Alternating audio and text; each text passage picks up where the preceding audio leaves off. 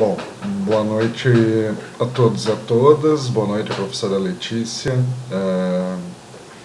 Estou gravando esse vídeo para falar um pouquinho da minha opinião sobre a questão do uso de álcool e outras drogas e a forma como a escola e os educadores vêm trabalhando com essa questão. E a pedido da Débora, né, que é acadêmica de psicologia da Unisc.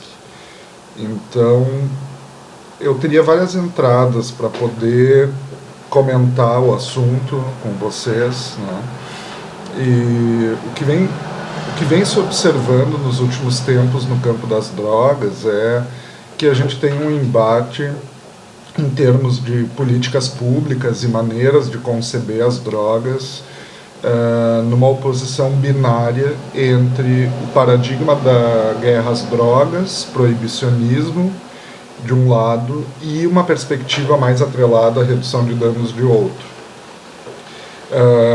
É histórica já a questão da guerra às drogas, principalmente nos Estados Unidos, e o Brasil, em termos de políticas públicas, adotou uma perspectiva muito semelhante à perspectiva norte-americana, em que se reprime internamente a demanda, tanto a demanda pelo uso, quanto o tráfico, e um controle externo para tentar identificar países fonte, né, do tráfico de drogas. O que acontece historicamente com esse modelo é que a gente tem trancafiado, né, prendido usuários de drogas que muitas vezes não são traficantes conforme a lei de drogas brasileira, mas relacionando questões como preconceito, criminalização da pobreza, a gente acaba prendendo no Brasil, em sua maioria, pessoas negras e de baixo poder aquisitivo, né, de uma classe socioeconômica mais baixa.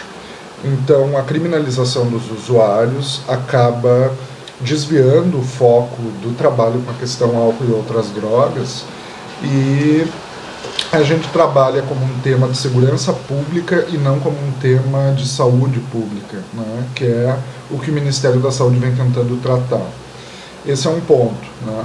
A partir da década de 80, a gente começa a ter no Brasil um reconhecimento das práticas de redução de danos, que iniciam de uma maneira clandestina e que acabam trazendo para a política de atenção integral aos usuários de álcool e outras drogas uma perspectiva de que nem sempre as pessoas podem ou conseguem parar com o uso e que mesmo assim a gente precisa ofertar um cuidado a essas pessoas, né?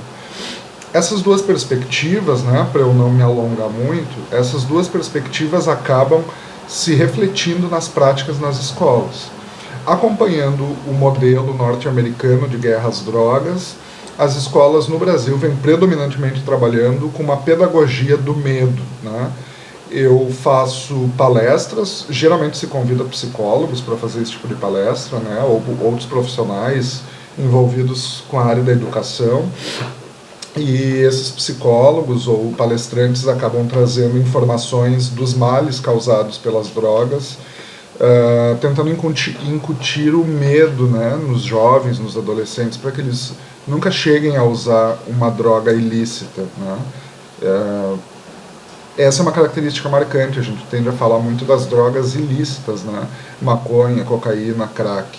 Mas a gente também não se dá conta, nessa perspectiva proibicionista, de que cigarro, álcool, medicamentos e substâncias que a gente consome no dia a dia, como erva mate, café, chocolate, sal, açúcar, né, que matam milhares de brasileiros, né, por ano, também podem ser consideradas drogas, né? Então a gente acaba trabalhando nas escolas com uma certa demonização daquele que faz uso de uma droga ilícita como a maconha. E eu digo para criança e para adolescente que aquele outro que usa uma droga ilícita é uma pessoa perigosa e que eu devo me manter afastado dela. Então eu acabo já produzindo nas crianças e nos adolescentes um certo medo, né? Então a pedagogia do medo ela é conhecida por todos nós, porque Basta ligar a televisão ou olhar para os jornais, né? Há pouco tempo a gente teve a campanha Crack Nem Pensar, que as escolas adotaram, né? O que acontece é que a gente precisa pensar é que por algum motivo as pessoas se viciam na substância, ou por vários motivos, né? Mas o que se costuma dizer é que usar drogas é ruim, né? Mas e quando a gente toma um pouco mais, né, de bebida alcoólica? Ou quem fuma, quem é fumante, fuma pela primeira vez um cigarro, né, e gosta.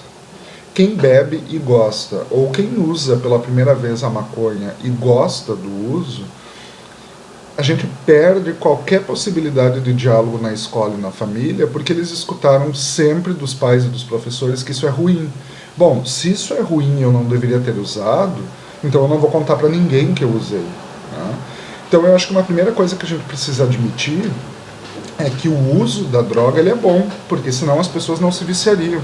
O uso da maconha, do crack, da cocaína, do álcool, do tabaco, dos nossos medicamentos do dia a dia, eles nos produzem uma satisfação e um bem-estar, né, num primeiro momento.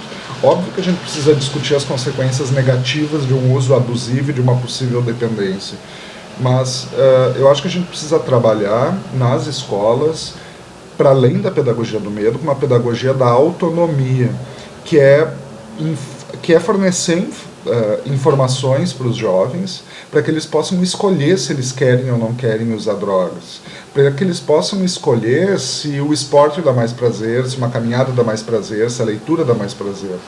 Então, na minha opinião, a escola tem um papel fundamental na promoção de saúde e ela precisa investir em novas formas, em novas pedagogias de trabalhar com a questão das drogas, né? Eu acho que a gente está com uma abordagem muito defasada, muito ultrapassada, né?